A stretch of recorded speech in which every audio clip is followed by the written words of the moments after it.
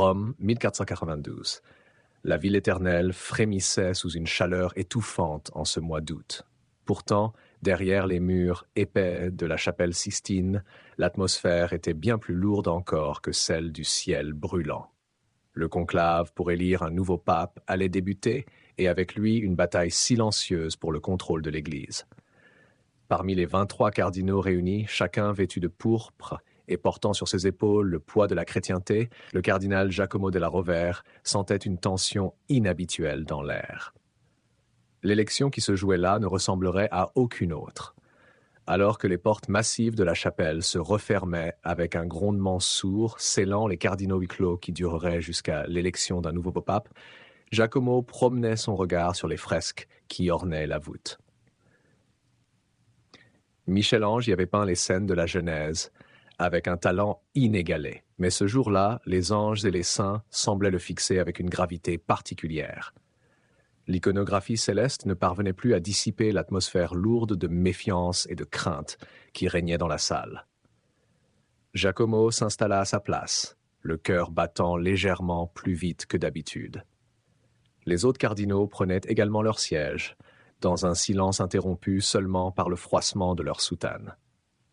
Giacomo connaissait bien ces hommes.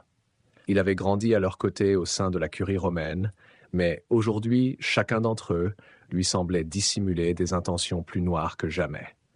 Le cardinal Rodrigo Borgia, en particulier, dominait l'assemblée de sa stature imposante et de son regard perçant. Borgia n'était pas seulement un rival, il était l'homme que tout le monde craignait et admirait en même temps. Sa richesse immense, son influence sur les familles nobles et sa capacité à nouer des alliances en faisaient un candidat redoutable pour la papauté.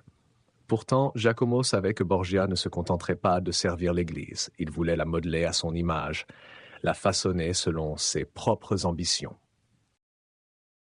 Giacomo ressentait déjà l'ampleur des intrigues qui allaient se jouer. Depuis des semaines, des rumeurs couraient dans les ruelles du Vatican et dans les salons privés.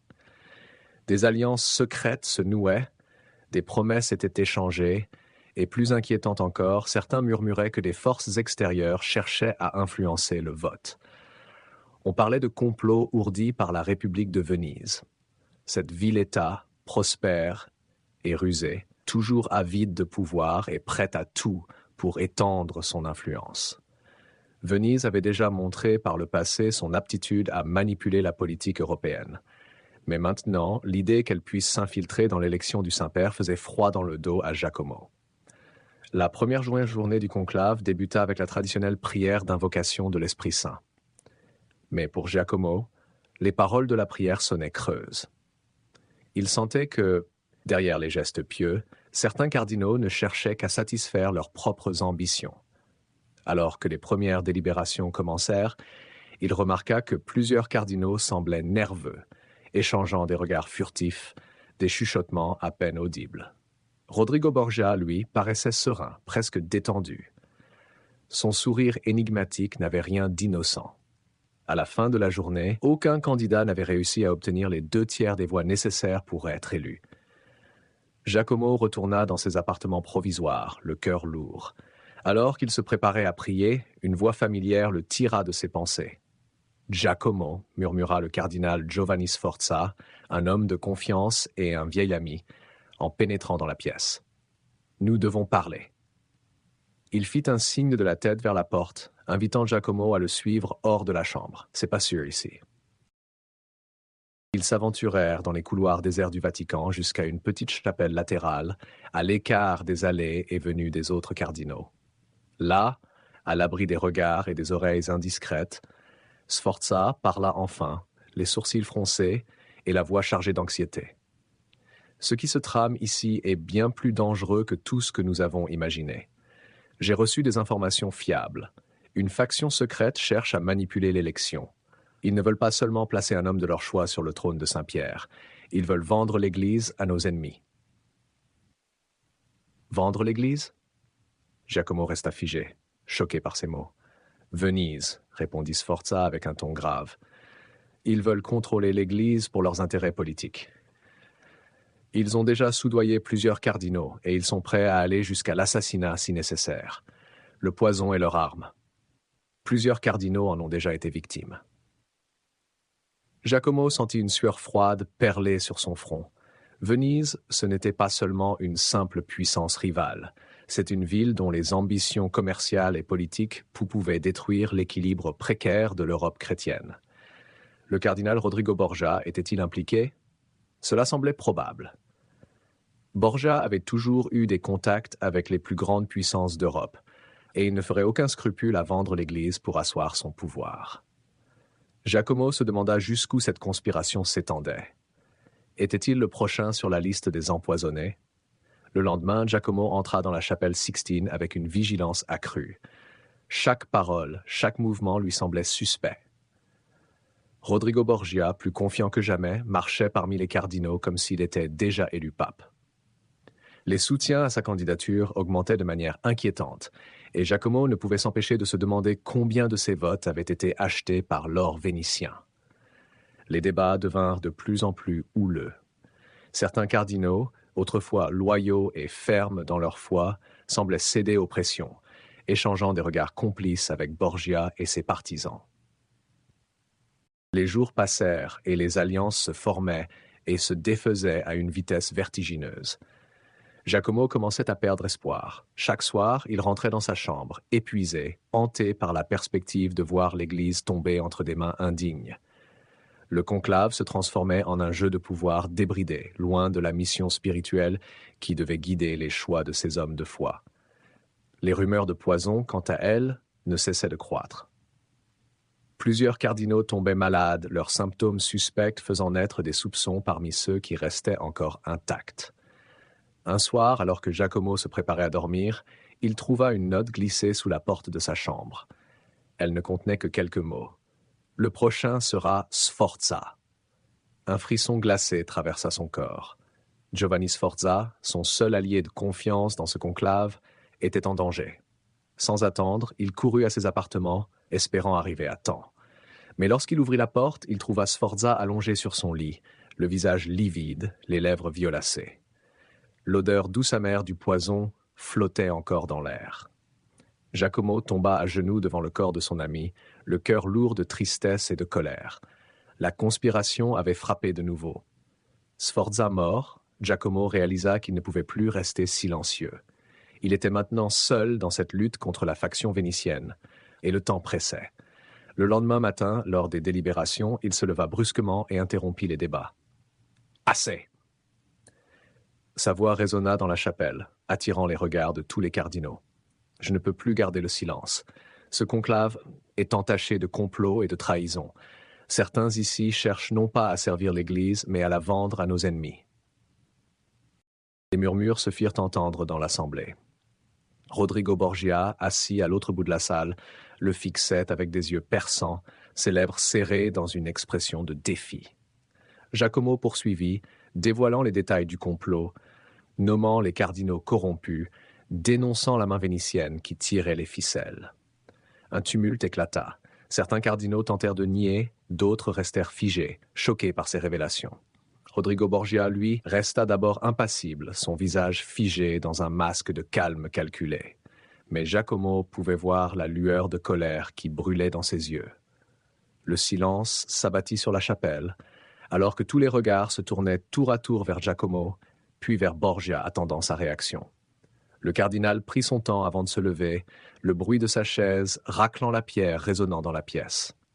D'un pas lent, il avança vers Giacomo, sa haute silhouette imposante se découpant sous la lumière vacillante des chandeliers. « Frère Giacomo, » commença Borgia d'une voix onctueuse, « tes accusations sont graves, très graves. Es-tu certain de vouloir poursuivre sur ce chemin dangereux? Lancer de telles allégations sans preuve pourrait se retourner contre toi. » Il se tourna vers les autres cardinaux, leur adressant un sourire rassurant, presque paternel. « Nous sommes ici pour élire le successeur de Saint-Pierre, non pour nous accuser mutuellement de trahison. » Mais Giacomo ne se laissa pas intimider.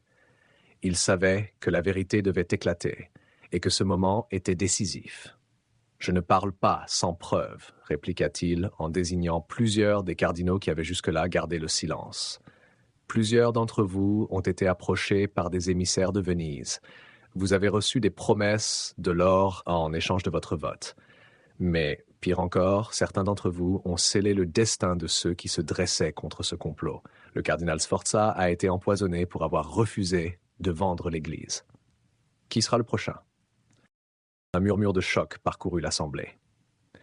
Plusieurs cardinaux échangèrent des regards inquiets. Les rumeurs de poison, qui n'étaient jusque-là que des bruits de couloir, prenaient maintenant une forme tangible. Sforza, un homme respecté et pieux, avait en effet été retrouvé mort dans des circonstances suspectes, et beaucoup se souvenaient de sa loyauté envers l'Église. Le cardinal Girolamo Orsini, un homme corpulent et d'un âge avancé, se leva à son tour, essuyant son front moite avec un mouchoir. « Le cardinal de la Rovère dit vrai, déclara-t-il d'une voix chevrotante. Moi aussi, j'ai été approché. On m'a promis la sécurité pour ma famille, des terres, de l'or, mais je n'ai rien dit jusqu'à maintenant, par peur. » Sa confession provoqua une onde de choc. Plusieurs autres cardinaux commencèrent à chuchoter entre eux, manifestement ébranlés. Rodrigo Borgia, réalisant que son contrôle sur l'Assemblée lui échappait, fronça les sourcils. Il changea de tactique, son visage se durcissant légèrement. Ces rumeurs ne sont que des illusions, des tentatives de semer la discorde dans notre conclave. Les poisons, les complots, ce sont les fictions d'un homme désespéré, prêt à tout pour obtenir le pouvoir. Il regarda Giacomo, son sourire devenu glacial. Nous sommes ici pour choisir le chef spirituel de l'Église, pas pour nous laisser emporter par les peurs et les calomnies. Giacomo savait que Borgia était un orateur talentueux, capable de retourner une foule en sa faveur. Mais il n'était pas encore prêt à abandonner. Il prit une profonde inspiration, cherchant le soutien des cardinaux qu'il avait déjà approchés en privé, partisans d'une élection plus juste. Il devait les rallier définitivement, ou tout serait perdu. « Ce conclave ne peut plus continuer comme si de rien n'était », déclara Giacomo d'une voix ferme. Si nous laissons cette élection être corrompue, si nous fermons les yeux sur ce qui se passe dans l'ombre, alors l'Église que nous prétendons protéger sera vendue, non pas aux mains de Dieu, mais aux forces du mal. Il fixa Borgia dans les yeux. Nous devons faire face à la vérité, même si elle est amère. Les cardinaux semblaient de plus en plus divisés. Certains, manifestement déstabilisés par les révélations, se taisaient, regardant le sol ou leurs confrères. D'autres, proches de Borgia, restaient fidèles à leurs alliances et secouaient la tête avec mépris. Mais l'impact des accusations de Giacomo était réel. La confiance aveugle en Borgia commençait à s'effriter. Il le savait. La voix d'un autre cardinal, Raphaël Riario, jusque-là silencieux, s'éleva. « Peut-être devrions-nous suspendre les votes pour aujourd'hui, » suggéra-t-il, sa voix empreinte de prudence. « Une pause pour la réflexion est nécessaire. Il faut de la clarté avant de poursuivre. » Riario était connu pour être un homme de compromis, et sa suggestion fut accueillie par des hochements de tête dans l'Assemblée. Rodrigo Borgia, voyant la situation lui échapper, s'adressa une dernière fois aux cardinaux.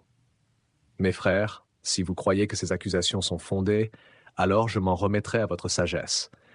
Mais rappelez-vous que notre devoir est de protéger l'Église et de choisir le meilleur parmi nous pour diriger la chrétienté. Que Dieu vous guide dans votre décision. » Puis, avec un sourire courtois, il se rassit, laissant flotter derrière lui l'ombre de ses menaces non dites. Le vote fut suspendu pour la journée. Giacomo quitta la chapelle Sixtine, le cœur battant fort dans sa poitrine. Il avait révélé la conspiration, mais il savait que Borgia n'abandonnerait pas si facilement. Ce n'était qu'un sursis. Dans les couloirs sombres du Vatican, les alliances changeaient aussi vite que les ombres. Il devait maintenant manœuvrer avec soin. Mais il y avait une lueur d'espoir. Peut-être, juste peut-être, l'Église pourrait être sauvée. Le lendemain, le conclave reprit dans une atmosphère tendue, presque électrique. Giacomo ne savait pas à quoi s'attendre, mais il sentit immédiatement un changement. Plusieurs cardinaux qui avaient jusqu'alors soutenu Borgia semblaient désormais distants, moins affirmés dans leur choix. Le travail de sape que Giacomo avait commencé portait ses fruits. De nouveaux candidats émergèrent des discussions et le nom de Giacomo fut même mentionné plusieurs fois, à sa grande surprise. Finalement, après des délibérations longues et tendues, un nouveau pape fut élu. Ce n'était ni Giacomo ni Borgia. Un candidat de compromis, soutenu par plusieurs factions mais moins influent que les deux hommes, émergea. Le cardinal Francesco Todeschini Piccolomini fut choisi, un homme respecté pour sa modération et sa piété, mais qui n'avait ni l'ambition dévorante de Borgia, ni les soutiens corrupteurs de Venise. L'Église avait évité la catastrophe. Mais pour Giacomo, ce triomphe avait un goût amer. Il avait sauvé l'Église d'un complot terrible. Mais à quel prix? Son ami Sforza était mort, et l'ombre de Venise planait toujours sur Rome. En quittant la chapelle, il ne ressentit ni la paix ni la satisfaction que l'élection d'un pape devrait apporter. Il savait que les luttes pour le pouvoir ne faisaient que commencer, et que l'Église, malgré sa victoire d'aujourd'hui, n'était pas à l'abri des forces qui cherchaient à la corrompre. Dans le silence de la nuit romaine, Giacomo se retrouva seul, le poids de la vérité pesant sur ses épaules. Il avait fait ce qu'il devait faire. Il avait affronté le serpent dans le nid des cardinaux, mais le venin circulait toujours.